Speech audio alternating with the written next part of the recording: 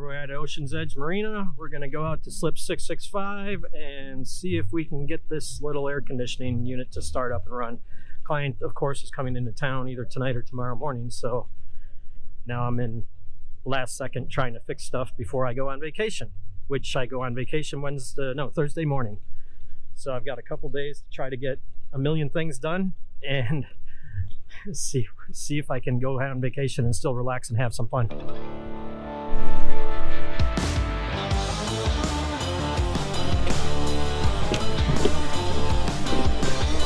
Friend's boat, Dylan and Freddie, they live in Tennessee. They keep their boat down here.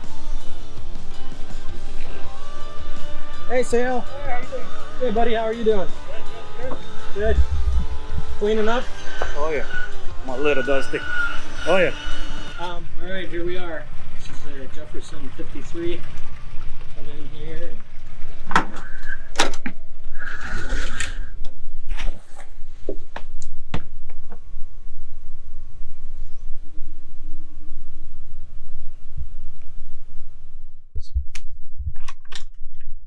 Let's see.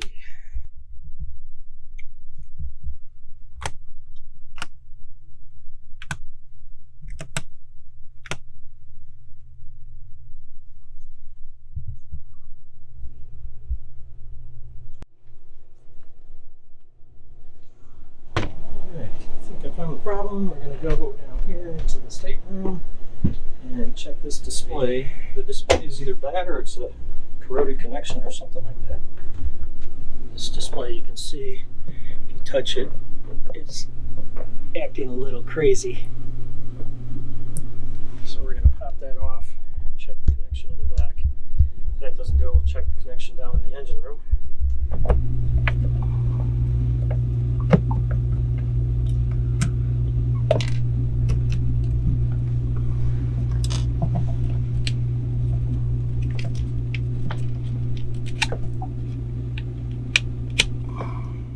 That did it.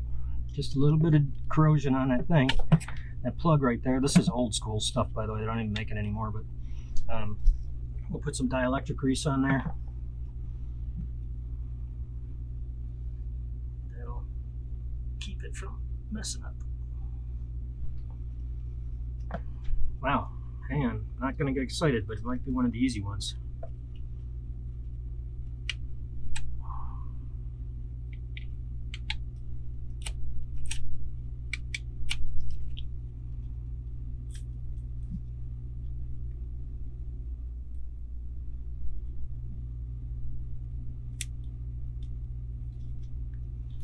Let's see if it shuts off when it meets. So the temp in here is 82, so let's take it up to 82 and it should shut off.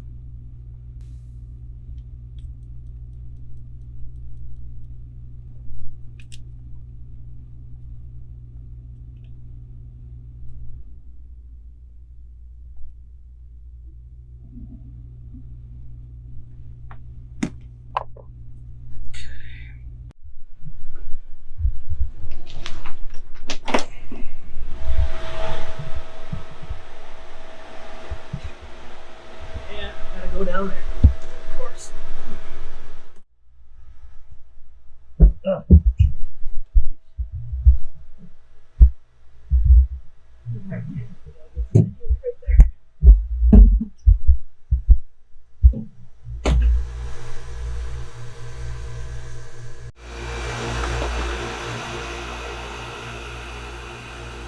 So I just wiggled the wires and it turned on.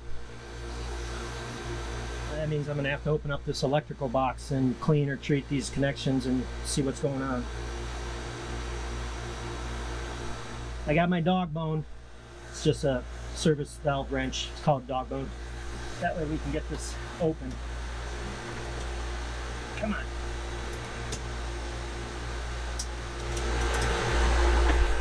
Okay, let's put the gauges on.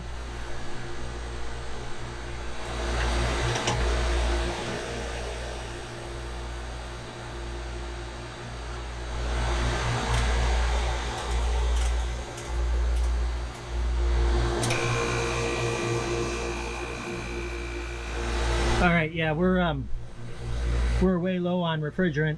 So this is an older unit, takes R22, so I'm going to run up to my truck, get that keg of refrigerant, service this up, and I'll bring back my leak detector and we'll see if we can find any leaks.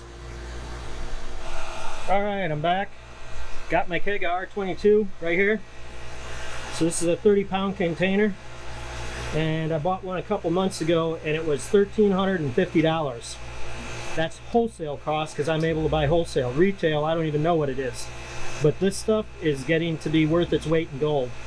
It's because they're trying to phase it out for better refrigerants, or greener refrigerants, let's say that. Just for giggles, we're going to pop open the high side.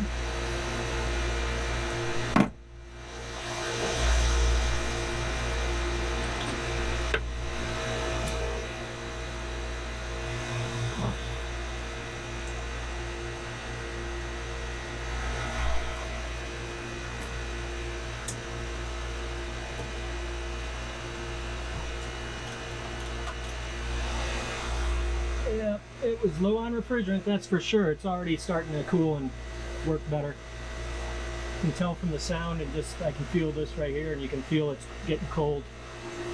And we put a little grease on all these keeps because they sweat sometimes and they corrode, so this will keep the threads from messing up, and it also keeps everything lubricated. This valve stem over here, or this service valve right here, is already cleaned up a little bit, so we put some extra on him. And we put it on the threads for the cap too, keeps them from corroding. Alright, tighten those down.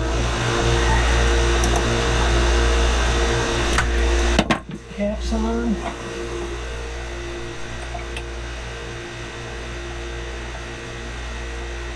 Snap those down.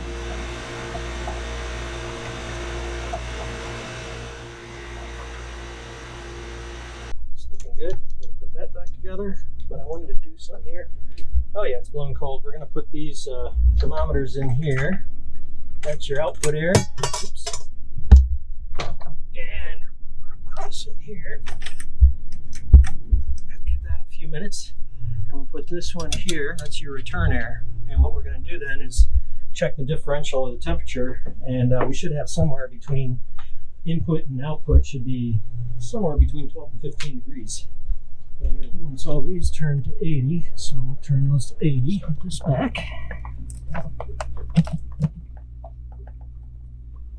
Alright, there we go. Now we put this guy back on. There we go. And now let's check our temperatures. Let's see what we got. My output air is 50 and my return air is 65, so that's 15 degrees, so that's pretty good split. Can't get much better than that.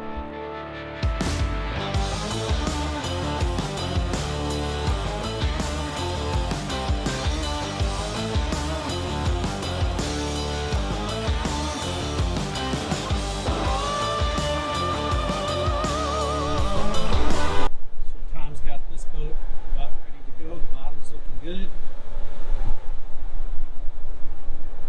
Sanded and putting on a coat of bottom paint. So we're putting it back here. And hey Tom. What's going on? Looking good. Looks like you get the back done here and you're pretty much set, huh? Yeah. Good. Alright, did you talk to Antonio about moving the stands first thing in the morning?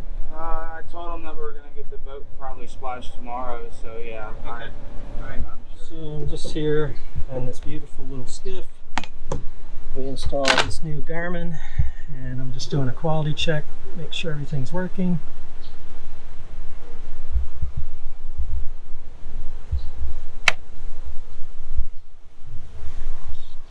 Booting up. Everything seems to be working. Jack plate, we replaced this reservoir right here. This was broken, so we had to put a new one in. That's for the jack plate. That thing down there that makes the engine go up and down, not the tilt and trim. And I agree. Okay, traditional. That's all checking good. It found itself. GPS is working. It shows the chirp, so that should be working. You just need to get that in the water to test that. Let's put this all back together. I ain't going anywhere. Oh yeah, look at what I got. My iced tea. I happened to be at the yacht club to get a boat into the slip with the owner and decided to go in and get one. So just heading down here to A and B, do a couple quality checks, and that should be about it. Getting ready to go on vacation. I leave on Thursday morning.